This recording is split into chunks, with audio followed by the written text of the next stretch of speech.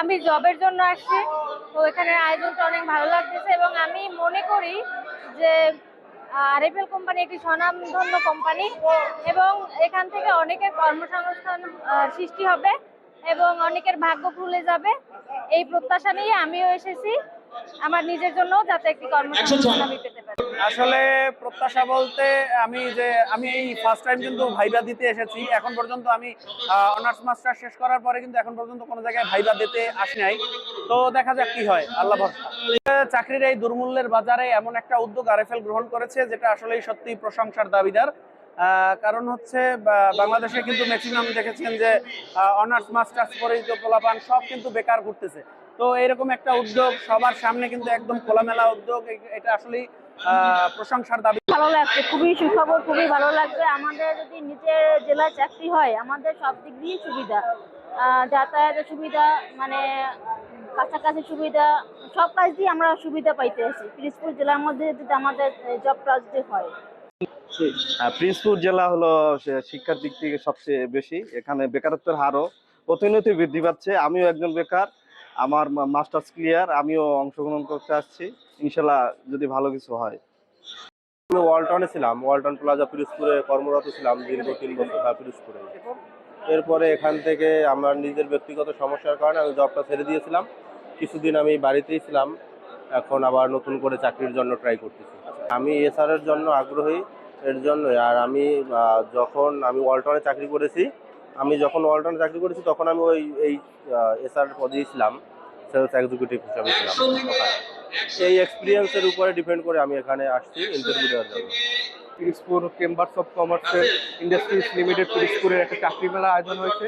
এই জায়গার স্পন্সর হিসেবে আছে প্রাণ আরএফএল গ্রুপ। আমরা এই জায়গায় আমরা প্রত্যাশা করি এই ভাইভাতে আমাদের একটা কাঙ্ক্ষিত আমরা বেকারত্ব দূর হবে এবং চাকরির জন্য আবার এই করার পর আমরা আশাবাদী যে চাকরিটা হবে।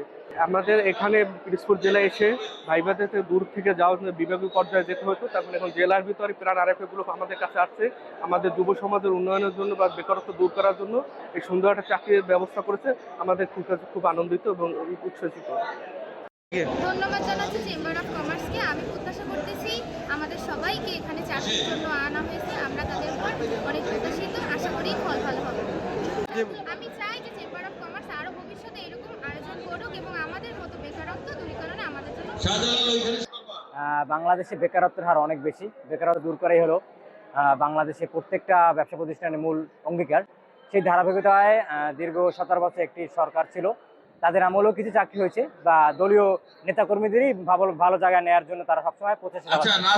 বাংলাদেশ জাতীয় দল ক্ষমতা আসার পর দল মত নির্বিশেষে সকলকে ঐক্যবদ্ধভাবে বেকারত্ব দূর করার জন্য চাকরি সৃষ্টি করে দিচ্ছে।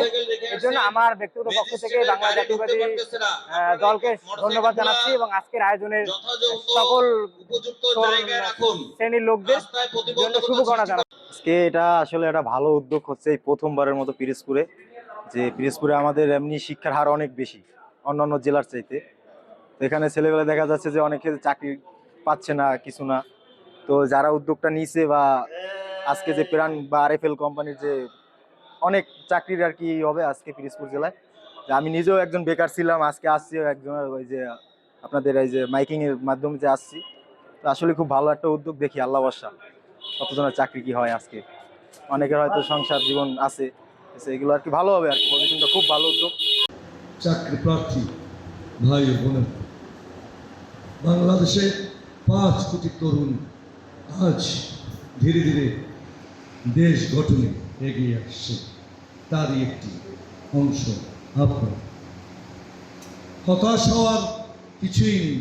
আপনি যদি হতে পারেন সেই 26 লক্ষর মধ্যে যে 26 লক্ষ এমএ পাসের সার্টিফিকেট ধারে, অথচ দীর্ঘদিন কোনো কাজ পাচ্ছে না, সেখান থেকে আপনার হতাশা হলে আপনি নিজেকে শেষ করতে পারবেন, দেশ জাতি পরিবার কিছুই দিতে পারবেন না। আপনি যদি দেশ জাতি পরিবারকে কিছু দিতে হয় তাহলে তারেক রহমানের ওই স্লোগানটি আবারও দিতে পারে, যদি তুমি পড়ে যাও তবে তুমি শেষ, যদি তুমি ঘুরে দাঁড়াও তুমি এই বাংলাদেশ।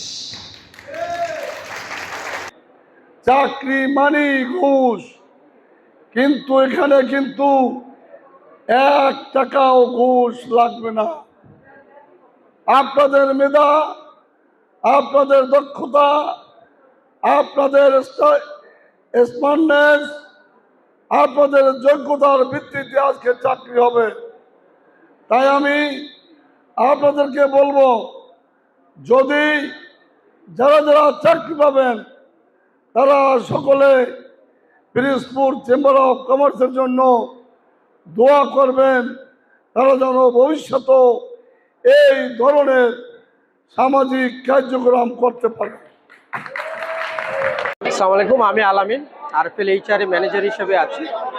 তো আজকে পিরোজপুরে চেম্বার অফ কমার্স কর্তৃক আয়োজিত আজকে যে জব ফেয়ারে এখানে আমাদেরকে ইনভাইট করেছিলেন।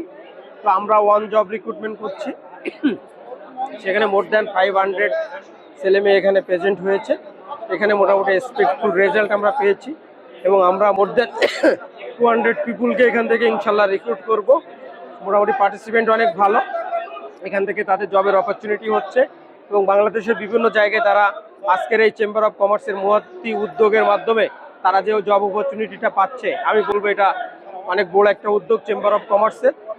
পিরোজপুর একটা জেলা শহর অনুযায়ী ইনশাল্লাহ এখানে এক্সপেক্টফুল রেজাল্ট আছে। যেমন আমাদের এখানে কোনো ব্যারিয়ার নেই, অনার্স মাস্টার থেকে শুরু করে ক্লাস 8 পাস ছেলে মেয়েরাও এখানে আছে। যার যার ক্রাইটেরিয়া যেমন, বেসড অন ক্রাইটেরিয়া অনুযায়ী আমরা এখান থেকে জবের অপরচুনিটি দিয়ে থাকবো। ড্রাইভার, সিকিউরিটি থেকে শুরু করে আমরা অনার্স মাস্টার্সদেরকেও ভালো ভালো জবের অপরচুনিটি নিয়ে আসছি এবং সেভাবে অফার করছি এবং তারা ইনশাল্লাহ এখান থেকে একটা বড় অপরচুনিটি পাবে আশা করা যায়।